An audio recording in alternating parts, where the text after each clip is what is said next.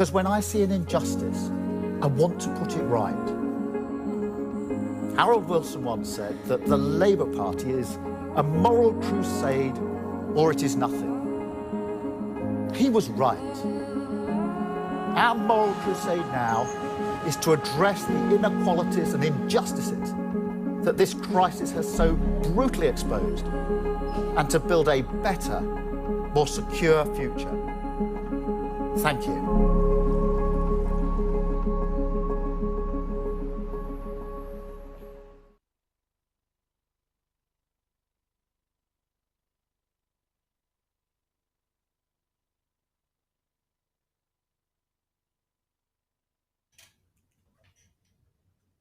Good morning and welcome to our launch for the elections taking place across the UK in May. I want to start by thanking all of our key workers who have been on the front line during this crisis. You are all heroes and the very best of our country. You have put your lives on the line to keep us safe. And I also want to pay tribute to our Labour local government leaders, councillors, mayors, and our Labour government in Wales for the work that they have done. This morning, we will set out a very clear choice for the British people. A vote for Labour, which is a vote to support our NHS, a vote for a pay rise for our NHS heroes, and a vote for a stronger, more secure and more equal recovery for our country out of this pandemic. Or a vote for the Conservatives, which is a vote for a pay cut for our NHS staff, a vote for tax rises for millions, and a vote to go back to the same insecure, unequal society that left us with the worst death toll in Europe and the worst economic crisis of any major economy. That is the choice that we will be setting out for the British people today and every day between now and May the 6th. This morning, we will see the difference that Labour is making in power across the UK. We will hear from some of our amazing mayoral and police and crime commissioner candidates and our headline act, the leader of the Labour Party and the next Prime Minister, Keir Starmer. First, we will hear from the new leader of the Scottish Labour Party, Anna Sarwar.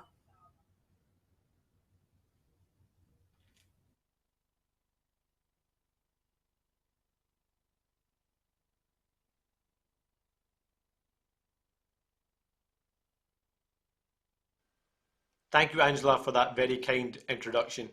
It is the honour of my life to be an elected leader of the Scottish Labour Party, and I'm not naive about the scale of the challenge that faces us. I know we have a lot of work to do to win back the trust of the Scottish people, and I'm going to work day and night to give the people of Scotland the Labour Party they deserve. This pandemic has been tough for so many of us. We've been separated from our families and our loved ones, but we've actually come together like a country like never before. And I don't think it's credible for us to come through this collective trauma and go back to the old arguments, arguing with each other while our NHS loses out on funding, arguing with each other while our businesses close down and children miss out on vital education. And therefore, I want people to know that the Scottish Labour Party is on their side.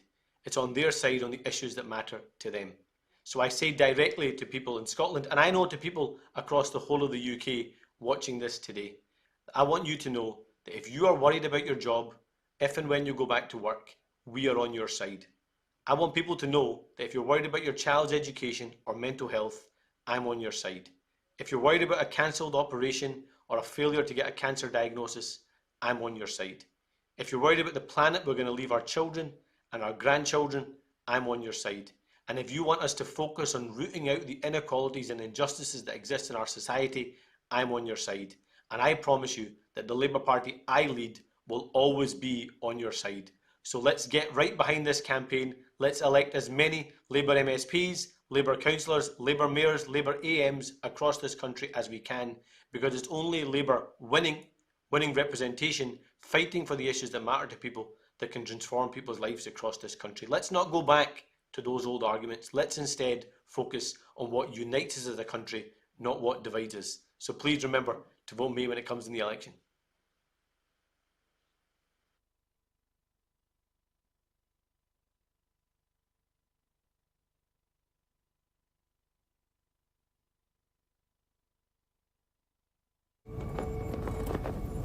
There is so much to love about Wales, so much to be proud of, and even in these testing times, so much to be optimistic about.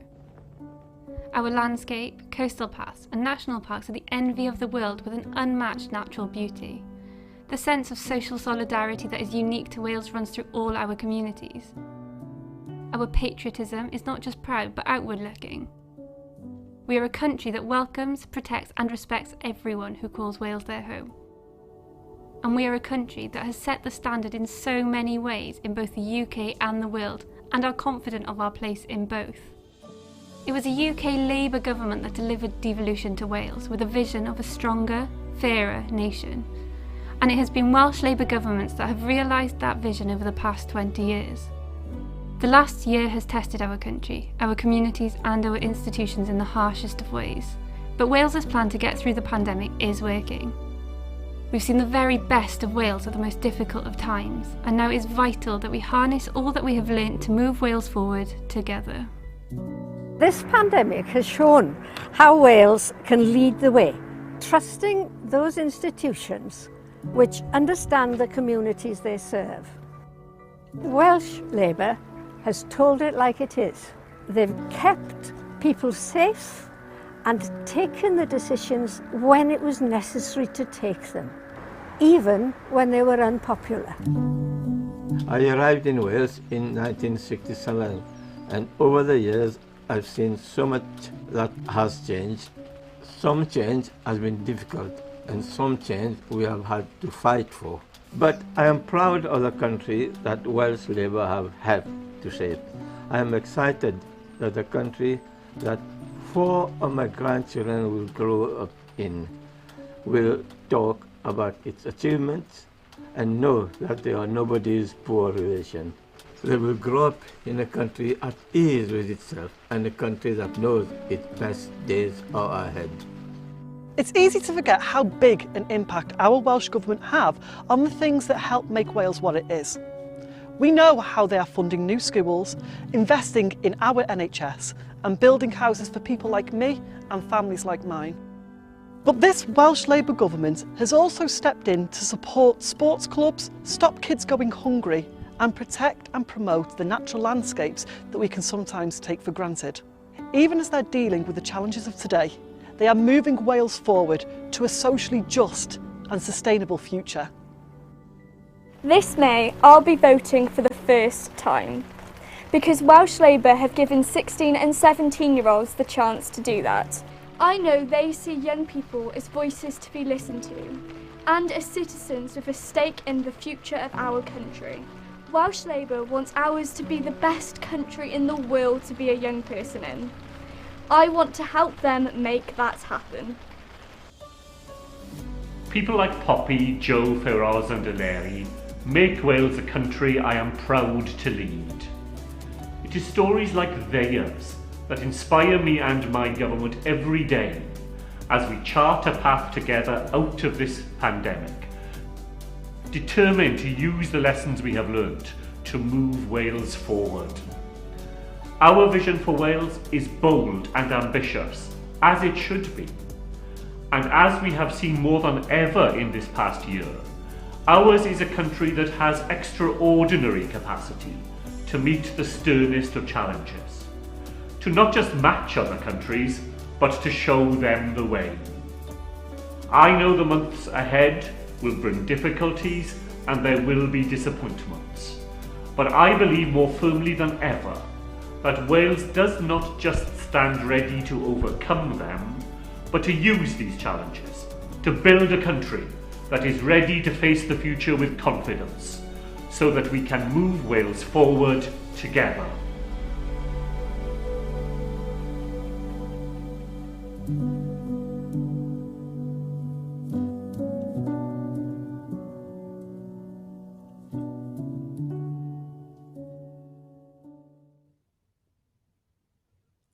It was absolutely great to hear from Annis and see his energy as the leader in Scotland and Labour's vision for a fairer, more equal Scotland. A vote for Labour is a vote for the issues that matter for the people of Scotland. support for our public services and our key workers, and a focus on what unites the people of Scotland. And across our country, Labour has shown the difference that we make to people's lives when we are in power. We have so much to be proud of in Wales, where our leader and the Labour government has led the way on free school meals and the vaccine rollout, and the First Minister, Mark Drakeford, is moving Wales forward. Now next we'll hear from Sadiq Khan, Labour's brilliant Mayor of London. And following that, we have a short roundup from our candidates for elections taking place in England.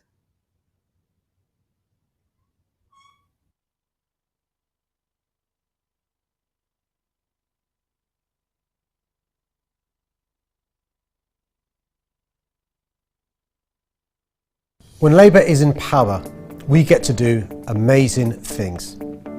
The past few years have been really tough for London, but I'm proud of what we've been able to achieve. Reducing toxic air pollution by more than a third. Investing £70 million in youth services and community projects to create more opportunities for young Londoners. Started to build more council homes than in any year since 1983. Introduced the Hopper bus fare, and Transport for London fares were frozen over 5 years. But we're only just getting started. On Thursday, the 6th of May, vote Labour, and together we can build an even better, greener and more equal future after the pandemic.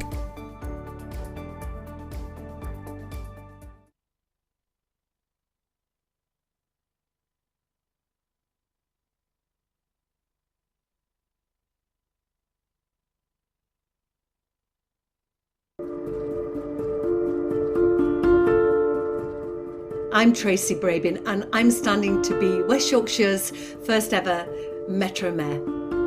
These elections are our chance to vote for a more secure economy, to protect our NHS and to rebuild our country. In West Yorkshire, that means stepping in where government has failed and leading us out of this pandemic.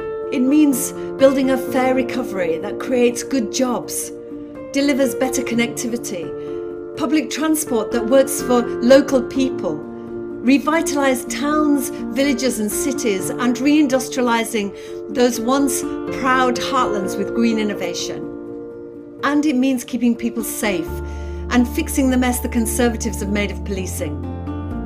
In these elections, we can vote for that better future. And it means sending a message that we not only thank our key workers, but we support them too. Vote Labour this spring and be part of that better future. I'm Simon Hennig, leader of Durham County Council and chair of the Association of Labour Councillors.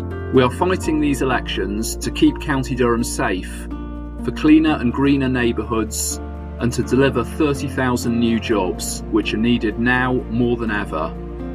A decade of Conservative incompetence, cronyism and broken promises has weakened the foundations of our country and left us unprepared for the pandemic. The Conservatives left our NHS overwhelmed, our high streets under threat, and many families struggling. Having a Labour Council matters to protect the frontline services we all rely on. And Labour Councils are vital to building the recovery in our communities and our streets. I'm Kim McGuinness, I'm the Northumbria Police and Crime Commissioner. I'm really proud of what I've achieved so far since I was elected, but there's a lot still to do. In these elections, the priorities of the Labour Party will be the priorities of the British people. It's not good enough to have more of the same from the Conservative Party. From locking us down to closing our borders, they were too slow to act, leaving our country with the highest death toll anywhere in Europe. That's why we need to secure our economy, we need to protect our NHS, and we need to rebuild our country. Labour in power makes a difference. I am David Michael, Labour's candidate to be the Police and Crime Commissioner for Bedfordshire, the county I grew up in. When Keir Starmer says we need to rebuild Britain, that means safer local communities. I served as a police officer for 30 years in the Metropolitan Police Service, and was promoted to the rank of Detective Chief Inspector. I worked in the Serious Crime Directorate at Scotland Yard. I know how important it is for people to know that they are protected from crime and antisocial behaviour. But for too long, the public have been let down by the present Conservative government. Labour wants to see more visible police back in our neighbourhoods. Vote Labour this spring.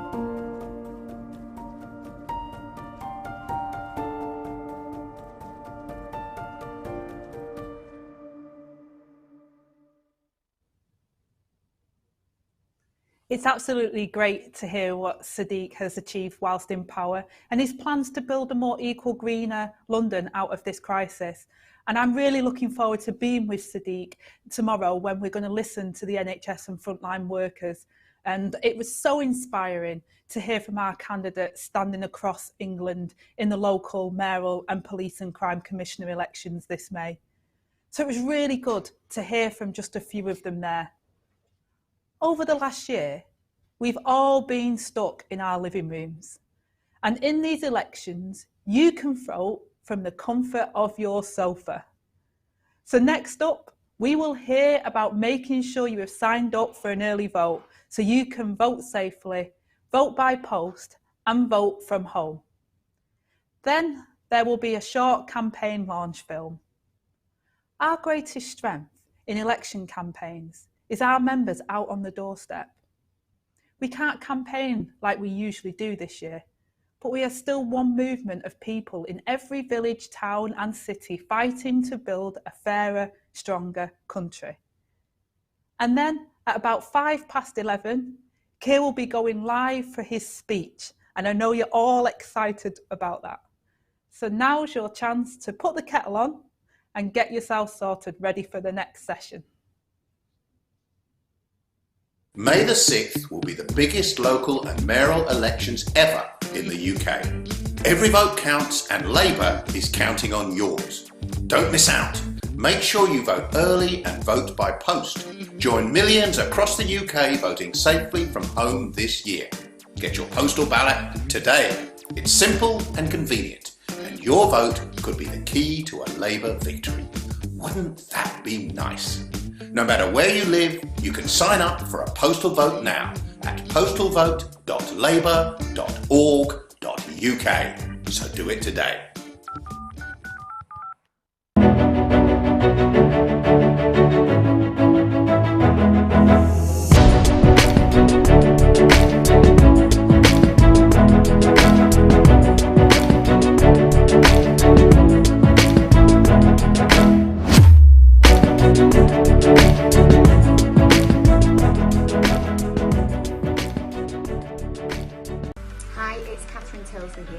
I've just registered for my postal vote.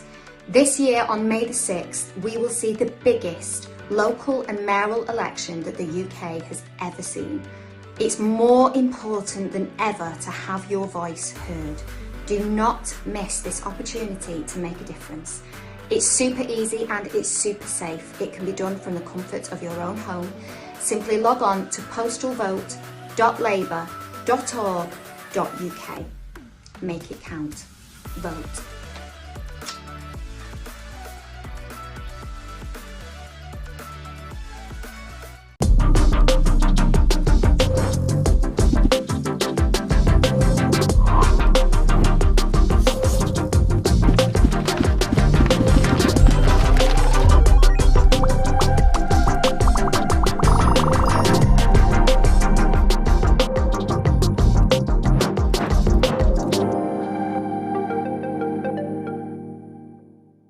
May the 6th will be the biggest local and mayoral elections ever in the UK. Every vote counts and Labour is counting on yours. Don't miss out. Make sure you vote early and vote by post. Join millions across the UK voting safely from home this year. Get your postal ballot today. It's simple and convenient, and your vote could be the key to a Labour victory. Wouldn't that be nice? No matter where you live, you can sign up for a postal vote now at postalvote.labour.org.uk. So do it today.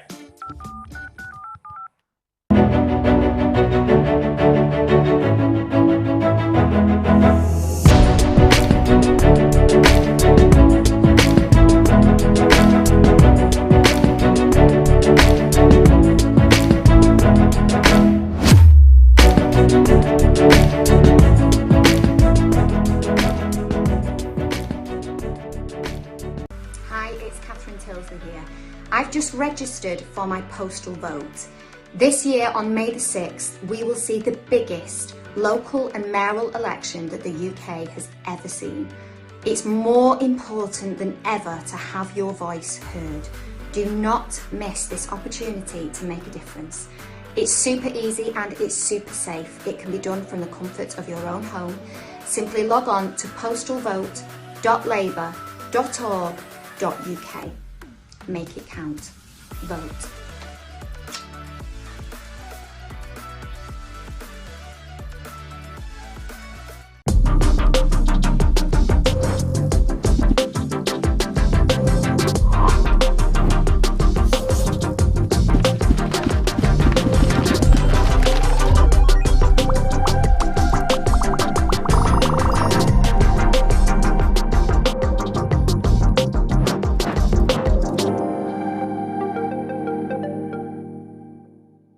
May the 6th will be the biggest local and mayoral elections ever in the UK. Every vote counts and Labour is counting on yours. Don't miss out. Make sure you vote early and vote by post. Join millions across the UK voting safely from home this year.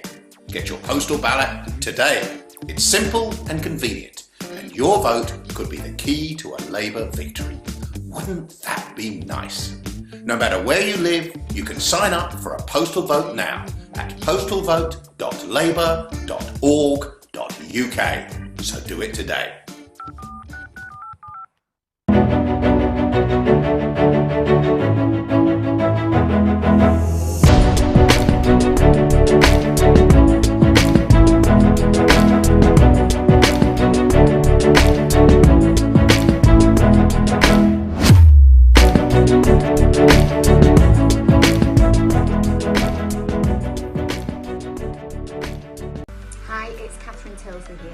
I've just registered for my postal vote. This year on May the 6th, we will see the biggest local and mayoral election that the UK has ever seen. It's more important than ever to have your voice heard. Do not miss this opportunity to make a difference. It's super easy and it's super safe. It can be done from the comfort of your own home. Simply log on to postalvote.labour.org.uk. Make it count. Vote.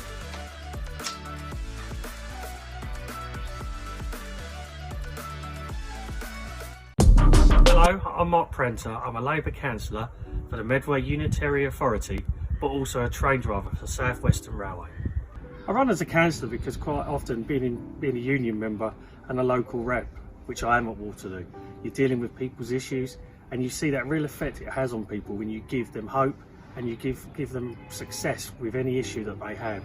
And so a councillor is very much the same. And it's also you put companies under scrutiny, and when you're in a councillor, you're putting the authority under scrutiny, so to benefit the community as a whole. More key workers need to come forward to be councillors, because we're at the forefront of the working place. We know what it's like to work being in underfunded industries. We're used to balancing long antisocial hours, family commitments and other obligations. I'm proud of being the first port of call to my patients as a GP. It's tremendously humbling that I can be a family doctor to those who I journey with throughout their lives, and in turn I use these qualities in my counsellor role. It's a fantastic combination to have if thinking of becoming a counsellor, as residents will tend to respect someone due to those values of common trust, and for me personally, there has been no greater time to put these skills to use than during the lockdown. I have worked every single day since the lockdown began. As a counsellor, I have helped with feeding the homeless in our city, providing PPE to care homes and checked on our vulnerable residents. I helped various charities which were hit during the lockdown, and I would suggest if you're a key worker, becoming a counsellor for all the right reasons is very rewarding.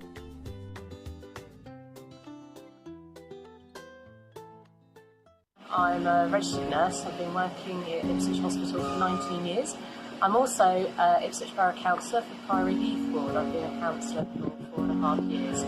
My dad was a really big inspiration for me to stand as a borough councillor.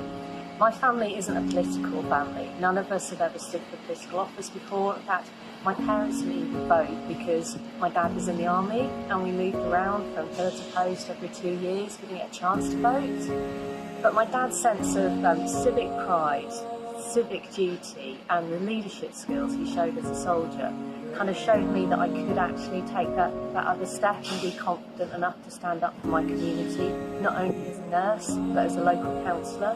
And for me, it was just a massive jump up for what I could do for my community.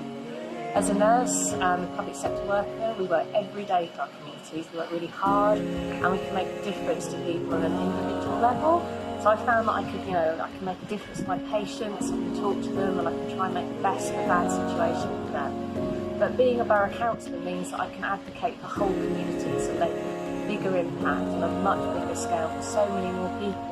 And I think it's so important that we're out there showing what we can do for everybody that we know, for everybody that we kind of care for, because this is our community and we want it to be the best it can be for us, for our families, for our friends and for the people that we care for every day. During the coronavirus, we've seen who are the real backbone of our communities and society. You, the key workers. When I was a home help, I used to think I was lowly paid and low skilled. But actually, we've seen during this crisis that it's the care workers and other key workers that have kept our country going through this crisis. And we need your help now more than ever in our politics and in the Labour Party. The Labour Party and the trade union movement was made for you, for the working class of this country, standing up in our communities, for our communities, to make things better for everyone. That's what politics is about. Not yourself, but your community and improving the lives for people. So I need your help.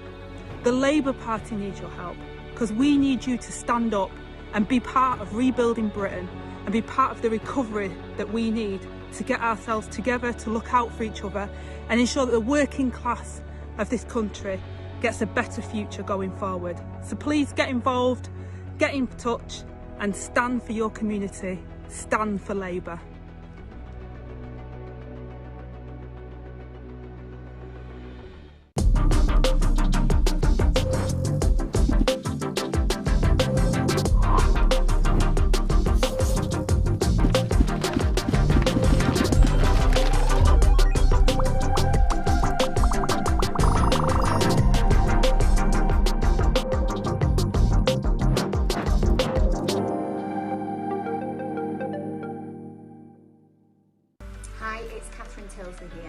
I've just registered for my postal vote.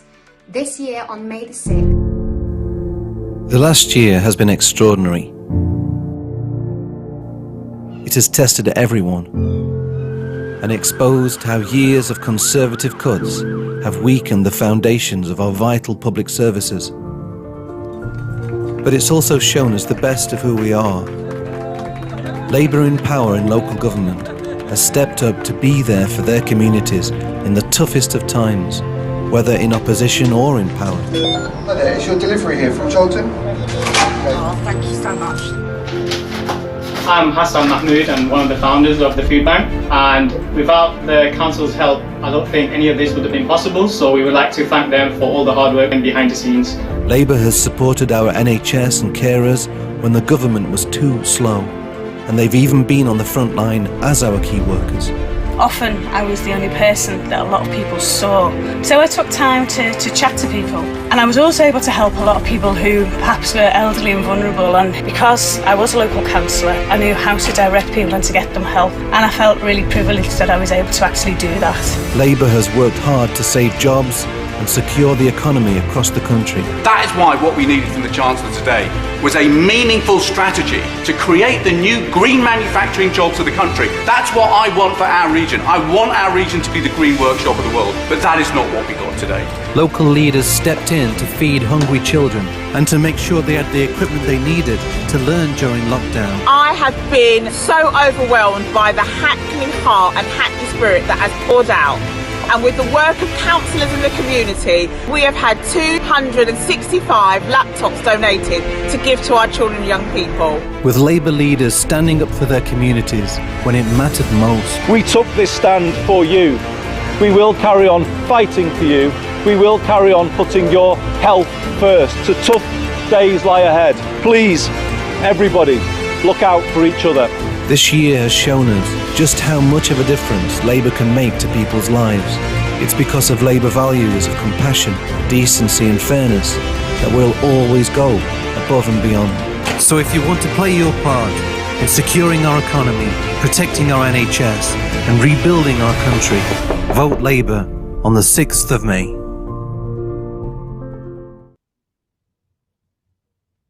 Over the last year, our NHS heroes have done so much more for all of us.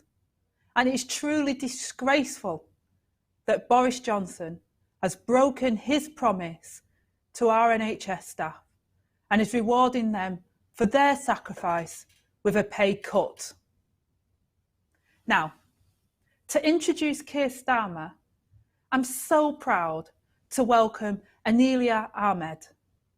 By night, Anelia works for the ambulance service, and by day, she serves her community in Bradford as a counsellor. My name is Councillor Anelia Ahmed. I'm an emergency medical dispatcher for the Yorkshire Ambulance Service. As a frontline worker, the past year has been really tough. I've seen the awful impact of this pandemic day in, day out. I've seen the huge toll it's taken on my NHS colleagues. We are all so tired, but we're also so determined not to give up. We will see our country through this crisis. Alongside all the other key workers, we are proud of the role that we've played. But after all the efforts of this past year and after all the pain, it's such a kick in the teeth to see the Conservative government forget me and my colleagues. Ministers had warm words for us during the height of the pandemic, but now we feel betrayed. They said we were Britain's heroes. They said we were our country's lifeline. They clapped at the doorsteps. But now they want to cut our pay in real terms, and they want to cut NHS funding. Key workers have given everything in the past year, but we feel forgotten by this government. Warm words and claps are meaningless if they aren't backed up with action. I'm angry. I know my colleagues are too. I want a government that values our NHS and key workers and gives them the pay, support and recognition they deserve. I want a better future for our country after this pandemic. I believe a Labour government with Keir Starmer as Prime Minister can make that happen. And so it's my pleasure to introduce the leader of the Labour Party, Keir Starmer. Thank you so much, Anelia, for that introduction. I want to start by expressing my deepest sympathies to Sarah Everard's family and friends, who will be experiencing unspeakable grief this morning. This is awful news, and it's shaken all of us. I'd like to say these incidents are rare, but the truth is that violence against women and girls is far too common. No woman should walk home with fear or threat. And we have to be clear. It's only by recognising the scale of violence, intimidation and misogyny that women and girls suffer on a daily basis that we can ever start to confront this. Let me now turn to the upcoming elections. After 11 months behind a camera lens and on a Zoom screen, I can't tell you how pleased I am finally to be launching this campaign, to have the opportunity to get out across the country and to make our case for a better future under Labour. I want to thank our great Deputy Leader, Angela Rayner, and all our brilliant speakers this morning. From Tracy Brabin, who will be an amazing mayor for West Yorkshire. From Sadiq, Mark, Anas, Simon, David, and of course Kim. This is just a glimpse of the Labour team that you'll be hearing a lot more from in the weeks to come. And despite the frustrations of not being able to get out around the country in the last few months, I'm proud to have worked with our great Labour mayors, our councillors and our candidates. I've seen the difference that Labour makes in power, in the way Mark Drakeford's team led Wales through the pandemic, the way that Andy Burnham Steve Rotherham, Sadiq Khan, Dan Jarvis and Jamie Driscoll stood up for their local communities, and how our amazing Labour councils and councillors have gone above and beyond. Whether that's councils like Bradford, who've pioneered local contact tracing, Knowsley, Newcastle, many others who've secured protective equipment for the front line. And we'll never forget the Labour councils across the country, from Durham to Plymouth, who stepped up when the Conservatives refused to provide free school meals. I want to thank all of you for everything you've done to make a very real difference. Now, this year has been like none other. When I look back and reflect, I think of our NHS staff who've worked under the most unimaginable pressure, day in, day out, and it's not over yet. I think about our care workers who brought hope and compassion to the most vulnerable. I think about how local communities have come together.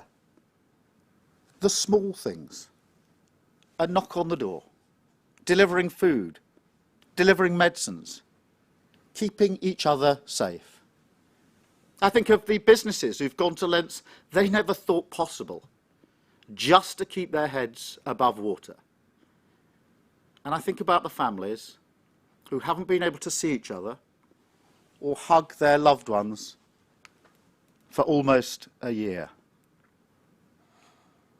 But I also think of the missed opportunities and the mistakes the Conservatives have made. Because we mustn't let the extraordinary achievements of the NHS in rolling out the vaccine blind us to what happened before. The Conservatives were too slow to lock down, too slow to protect care homes, too slow to get proper protective equipment to the front line, and too stubborn to sack Dominic Cummings when he broke the rules. A decade of Conservative government left Britain unprepared going into this pandemic, and now they've left us with the highest death toll in Europe and the worst economic crisis of any major economy. After everything we have been through, we cannot go back to business as usual.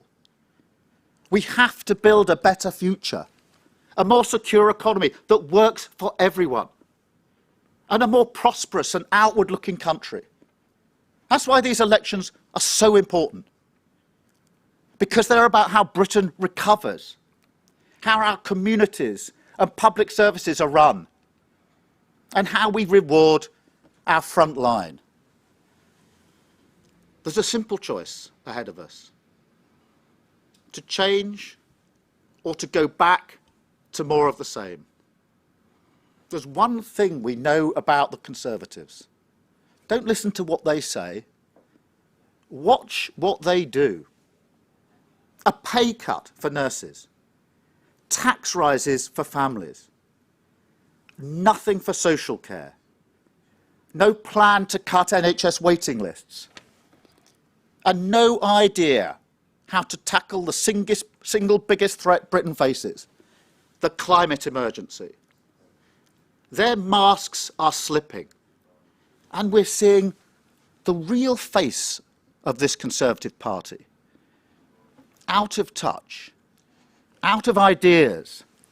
A party that gives a 40% pay rise to Dominic Cummings, but a pay cut for our nurses. A party that gives billions to Serco and nothing to our NHS. A party that spent a decade weakening the foundations and now has no answers for the future. Under my leadership, and with our great candidates across the country, Labour offers a very different route to recovery. Labour is changing, and our priorities are your priorities. Securing the economy, protecting the NHS, rebuilding Britain. In these elections, A vote for Labour is a vote to support our nurses, our doctors, our NHS staff, and to reward our key workers. My mum was a nurse. My sister was a nurse. My wife works for the NHS. I know what it means to work in the NHS. When I clapped for our carers, I meant it. The Prime Minister clapped for our carers, then he slammed the door on them. Every vote in this election is a chance to show the Conservatives that the British people value our NHS and our key workers so much more than this government does. It's also the chance to show that we can't wait any longer for the Conservatives to fix social care. For 10 years, they've been promising to fix this. And for 10 years, they failed. That's why it's so unforgivable that our care homes were left unprotected during this pandemic. We simply can't let them make the same mistakes again. This election is also a chance to vote against the Conservatives' tax rises on families.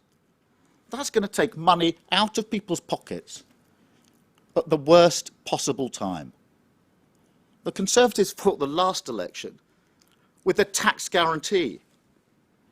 The only guarantee now is that families will pay more tax. And it's a chance to say that after a decade of Conservative mistakes, we need to build a better future, to rebuild the foundations of our economy, to tackle the regional imbalance and the unfairness that's holding so many people back, to breathe new life into our towns and into our high streets, to make sure our children can seize the opportunities of the future, and to back British businesses to create the jobs of the future. It's also a chance to build safer communities. I was Director of Public Prosecutions for 5 years. That meant working with the police across the country, day in, day out. So I know firsthand that it's only through tackling the causes of crime that we can have safer neighbourhoods and fewer victims of crime.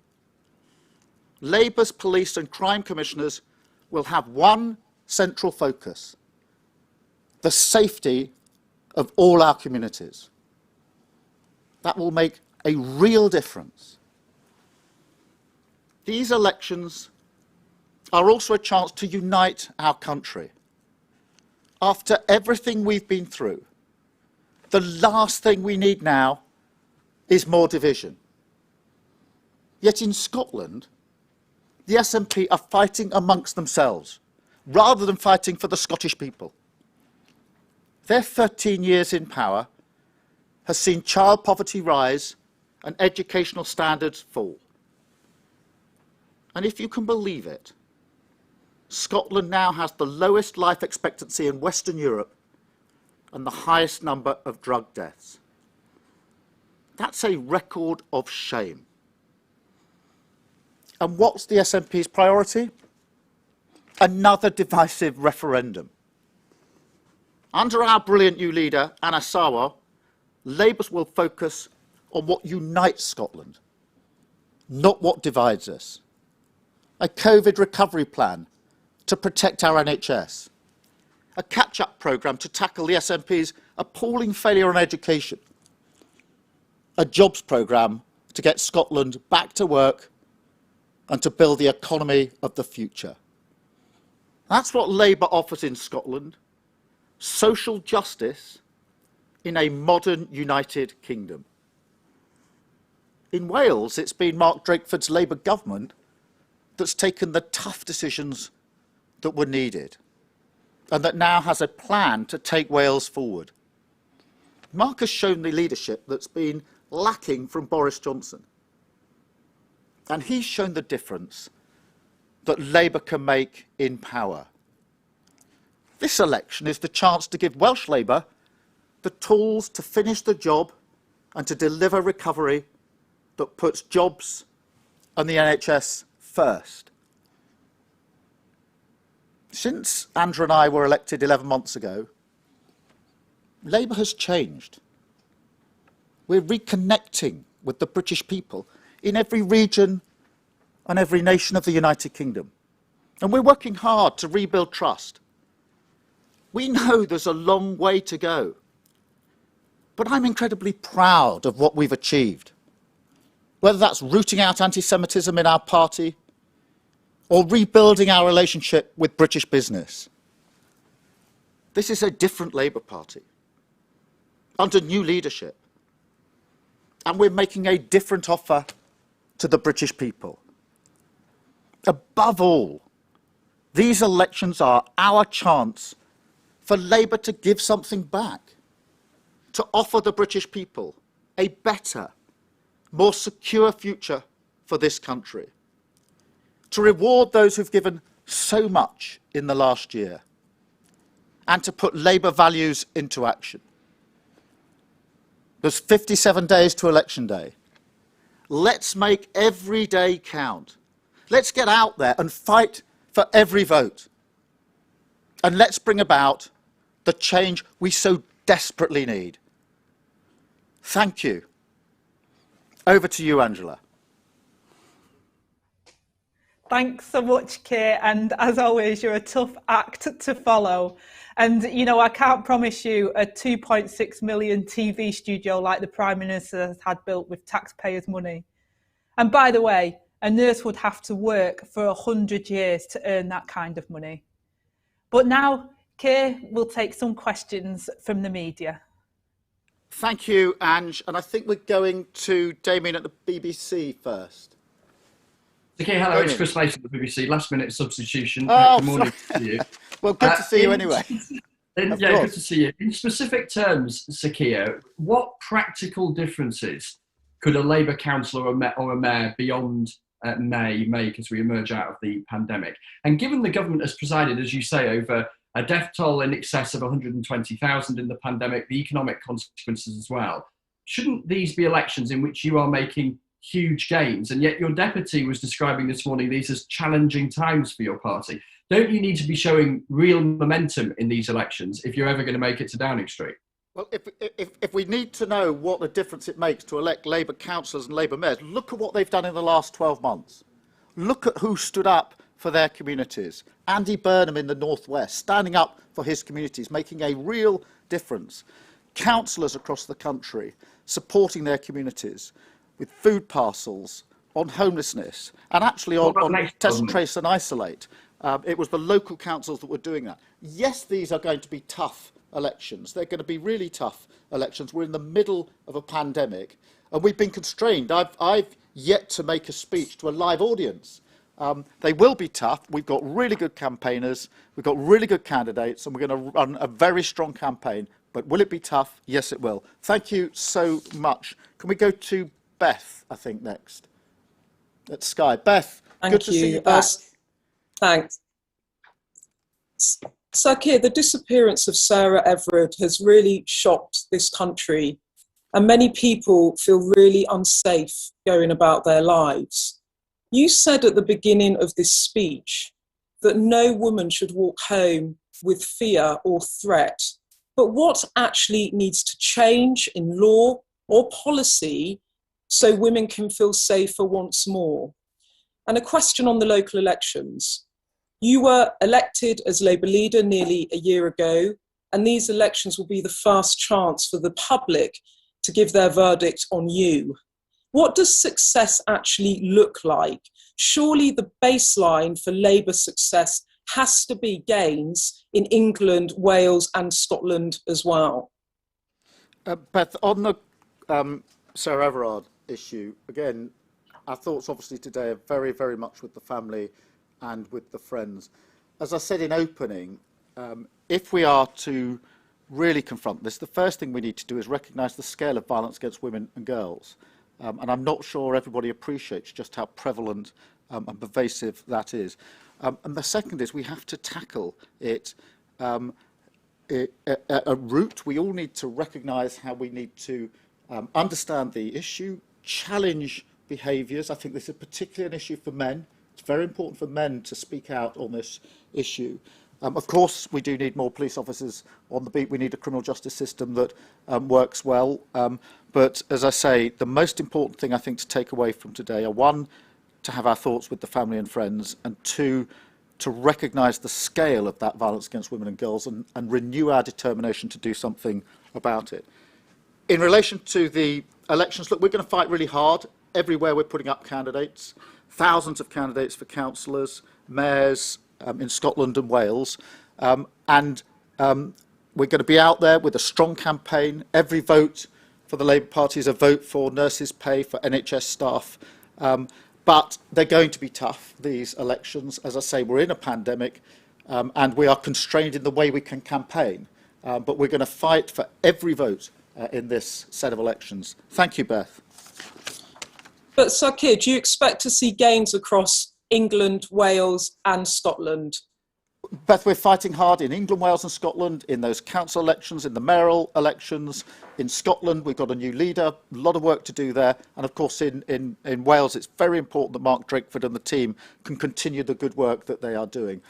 But there's no doubting it's a tough environment for us with the pandemic and the way in which we're working. Thank you, Beth. I think we're going to Paul. Paul. Good morning. Firstly, 3 of the government's advisors have resigned in the past 24 hours, accusing the government of creating a hostile environment for LGBT people. Do you agree with those who've resigned? And can you commit quite clearly that Labour would ban so-called conversion therapy in law? And secondly, on a separate topic, NHS waiting times have reached a record high today in England. What would Labour do to bring those down? Let me first address the question of the government's advisors, because the government has clearly got a blind spot here. It's got a problem and the Prime Minister needs to address it, not least because it's a pattern of behaviour.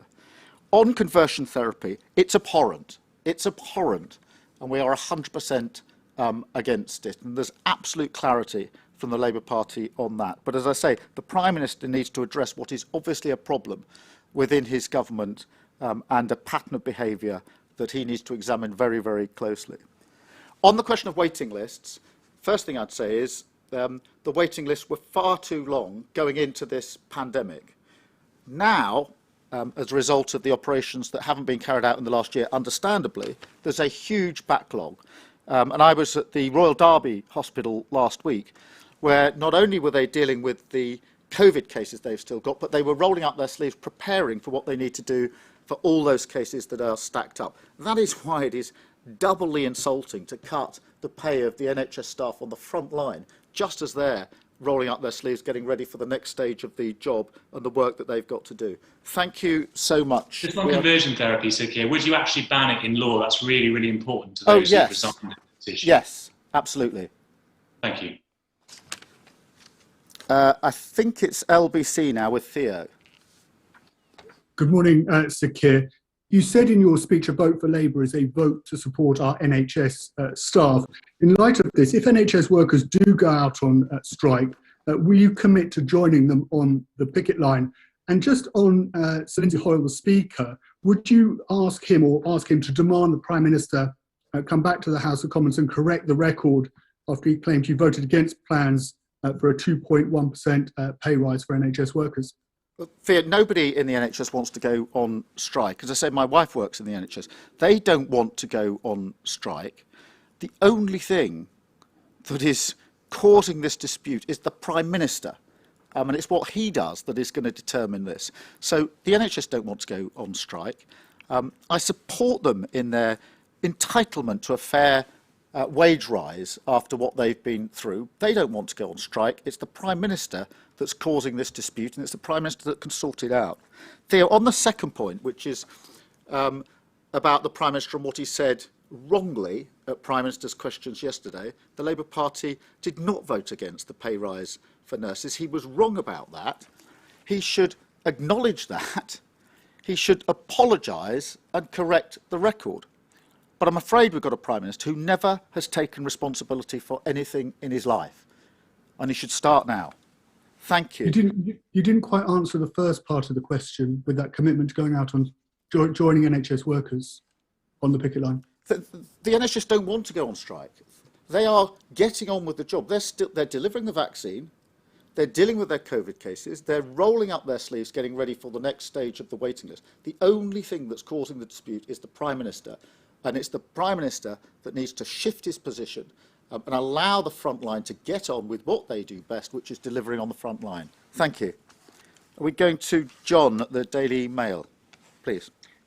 Good morning. John. Following Harry and Meghan's interview, do you think it's right for Buckingham Palace to deal with such serious racism allegations privately, or should the outcome of any investigation be made public? Well, the issues that Meghan raised of race and mental health are serious. The Palace has now responded, and I do think it's a matter now for the family, and I do hope that it's resolved as soon as possible. But the wider issues in society about race and mental health are something for all of us to take seriously. Too many people in 21st century Britain still face racism and the stigma of mental health. And I think it's for all of us, I think, to reflect on that and to redouble our efforts to deal with it. Thank you. And Lizzie, I think, at the Mirror. Lizzie. Hi, Keir. Hiya. You've said you would back a decent pay rise for nurses, but can I press you to put a figure on it? Do you support the RCN's demand for a 12% pay rise? And just separately, a poll recently found that a quarter of people were less likely to go to polling stations because they're concerned about coronavirus, with particular hesitancy among younger people and Black and minority ethnic communities.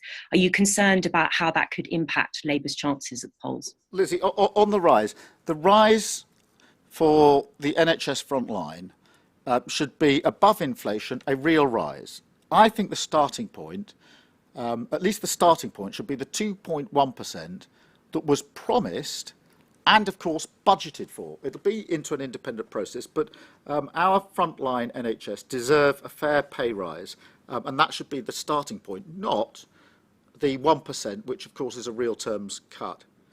Thank you for raising the question on postal votes, because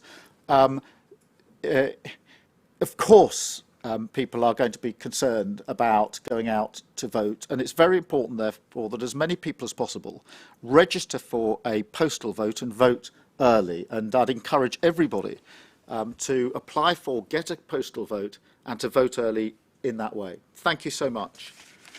And then the Times, Eleni. Hi, good morning, Keir. Just to return to the royal family, when Meghan was accused of bullying, the palace made it clear that it would look into the allegations and that bullying was unacceptable. They didn't say something similar about racism, so do you think the palace should issue a statement making it clear that it condemns racism in general? Well, I'm not sure I can add much to what I've said already. The palace has now responded. It is a matter for the family, and I hope for their sake and for all of us that it's resolved as soon as possible. More broadly, the issues of race and mental health are there for all of us to confront, and we all should play our part in confronting it. Thank you very much. If we could then go to Liam, I think it is, at the Leader. Good morning. Hi, Liam. Hi. Here in North Wales, the local health board was recently brought out of special measures after more than 5 years. And even then, the Welsh Government has said there are still significant improvements to be made, particularly in mental health services. If that is an example of how the NHS is run under a Labour government, can people really trust the Labour Party on health? Well, Liam, I think after the work that Welsh Labour, Mark Drakeford and others have done in the last 12 months, it's very important to reflect on how they've dealt with the pandemic. They've taken careful, cautious decisions to protect people across Wales. And I think Mark has shown leadership, sadly lacking in Boris Johnson. I think, and I hope, that when people go to the polls this May, they'll reflect on the way that he has led Wales through this. And I would ask them to give him the tools to finish the job. Thank you. I think we're going to the Daily Record next. Morning, Keir. Hi. Here. Is the UK over? Mark Dreyford thinks it is. And if the UK isn't over, Keir, what's so good about it? What are you going to tell nigh on 50% of Scottish voters who think it is over? I believe in the United Kingdom, and what Mark Drakeford was saying was that he believes in the United Kingdom, but he recognises it's got to change to survive, and he's right about that. If the debate anywhere, particularly in Scotland, is simply between the status quo and independence, then it's the wrong debate. I absolutely want to make a passionate case for the United Kingdom, a socially just Scotland in a modern United Kingdom, and that's the message we'll be carrying to the voters in Scotland this May, along with the argument that we need to get our priorities right. Coming out of this pandemic, the idea that the next thing should be a divisive independence referendum, I think is fundamentally wrong. We need to rebuild the economy and the NHS and our public services in Scotland. We need to make up for the educational attainment problem we've got in Scotland. And that is what we will be focusing on in our campaign going into May. Thank you. And then I think Peter finally at the Express and Star.